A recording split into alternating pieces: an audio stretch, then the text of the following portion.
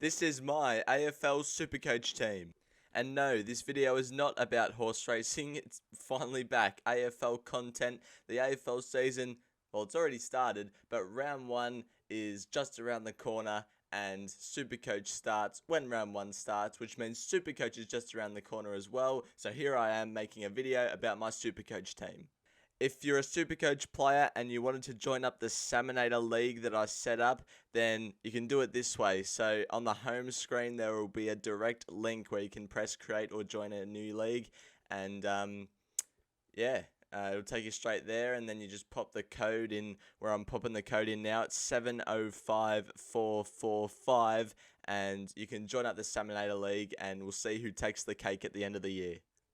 And if your team name in Supercoach is your favourite horse in the racing world, you get a 1,000 point head start. It's my league, it's my rules.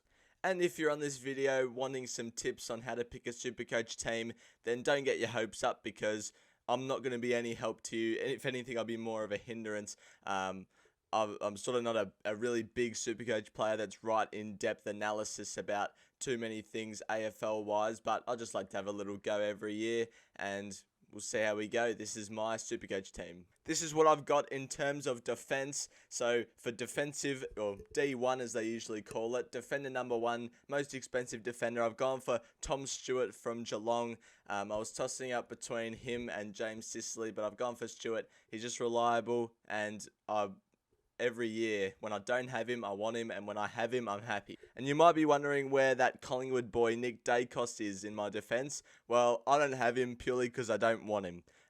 So we'll move on.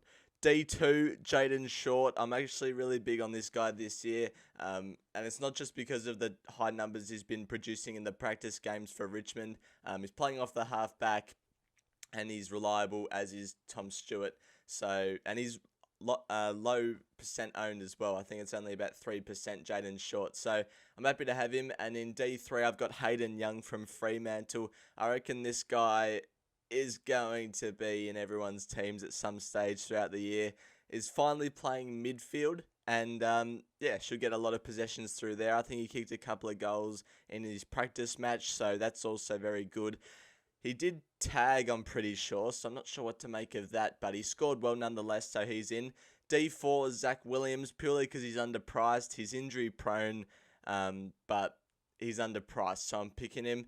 In D5, Daniel Curtin from Adelaide. He's supposed to be pretty good. He's been getting some pretty good reports, so he's in. And then in D6, the newly added Blake Howes from Melbourne due to his good game he had against Sydney on Thursday night in the first game of opening round. He scored pretty well. He's in. And then the two on the bench, Josh Gibkiss from Richmond will look to go places.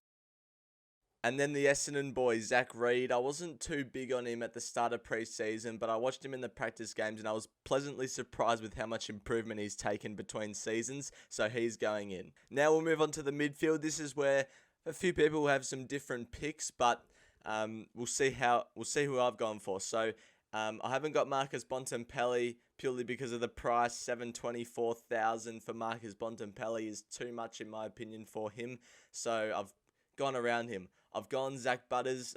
Look, he's a really good player. He's a good age for Port Adelaide, and he always scores well. He's an accumulator of the ball and disposals. So he's in. He has got the red and white stripes there, indicating he's injured, but I think he's all set to go for round one.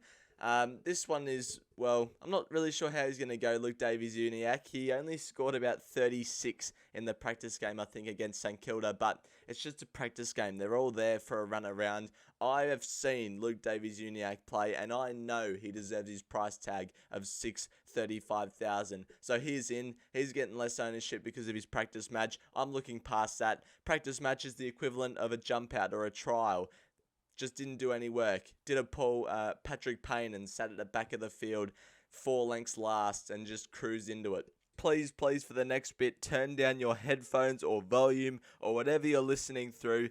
Don't take this as some sort of joke. Please turn down whatever you're listening on, probably right to 1 bar. So I was midway through editing when I realized that the audio clip of me talking had a massive spike on it from here on in to the end of the video. But please turn it down because I haven't edited this next bit yet, and I'll explain more later. Then moving on to the third midfielder. So anyway, I don't know what happened there, but I guess I'm just going to have to run through the rest of my selections through an audio voice recorder. So here we go. So I've got Andy Brayshaw over Sarong purely because I think they're both the same sort of scorer. Brayshaw's 13k less than Sarong and 6% less owned than Sarong. So I'm happy to take Brayshaw. M4, my boy Nick Martin, finally gone back to half-back. And it's working well for him. He's scoring well in the practice game, so I'm happy to have him. Same scenario for Karl Amon. I love this guy. He's one of my favourite players from a different club. So, yep, I'm happy with Karl Amon as well. He's a decent price at 483. And then 3 rookies. Riley Sanders from the Bulldogs looks an absolute star. He's in. Also, Henry Hustwaite, who's been scoring well in the practice games for Hawthorn, and Matt Roberts for Sydney, who played pretty well off the halfback flank for Sydney against Melbourne on Thursday night in the opening round. And then it really all depends on selection and who gets picked for round 1 for the rookies. But at the moment on the bench for the midfield, I've got Jeremy Sharp from Fremantle, Jai Clark from Geelong, and Jacob Wach from GWS. Now moving on to the rucks. Those that are good at Supercoach and know what they're doing would question my rucks of not having Gawn and Grundy. I'm just not sure about Gawn. He's getting on in age a bit, and his average has gone down the past couple of years. And I know that was Grundy affected last year, but still, you don't like to see that from an aging player. So I'm taking Gawn on at the price. Instead, I've gone for one of the shorter price, but actually a bigger price. Kieran Briggs. He's injury prone, but he's really good for GWS and he's consistent when he plays. So I'm having Briggs. Also, I didn't want to pick Gawn because the buys, I know you get best 18 scorers, but the buys, I want to have a full 22 playing so I can get the best possible score. I've got Grundy for R2.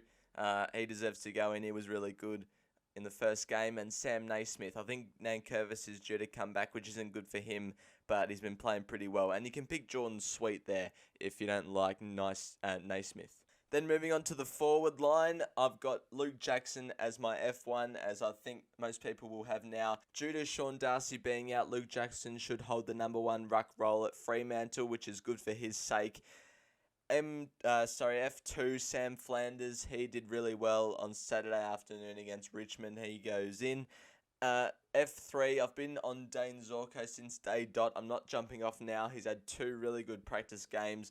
And, yeah, I think in a forward line where there's not many good picks, he's going in for me anyway. Zach Fisher, F4, playing off the halfback flank for North Melbourne. New role, new player, new Zach Fisher. Hopefully big scores. Harley Reid for F5. He's the number 1 draft pick. He looks to be a superstar. We haven't seen him at AFL level yet, so we don't really know what he's like, but I'm happy to take the risk on him, but I don't think there's any risk. Alex Sexton in from the Gold Coast. New role, halfback. He should score well and is way underpriced at 133. And then on the bench, Darcy Wilson from St Kilda, who probably deserves to be on the ground because he scored really well in the practice game, and Sean Manor from Geelong. So that is the team for me. It'll probably change before the first game on Thursday night, but that's what I've got at the moment. Don't hate on me too much if you don't like my team. I'm just a racing fan and an Essendon fan having a crack. So don't have a go at me if you don't like my team, but join up the Staminator League 705445. Your favourite horse as your team name will get you an extra 1,000 points. Thank you everyone for watching, and I'll see you in the next video.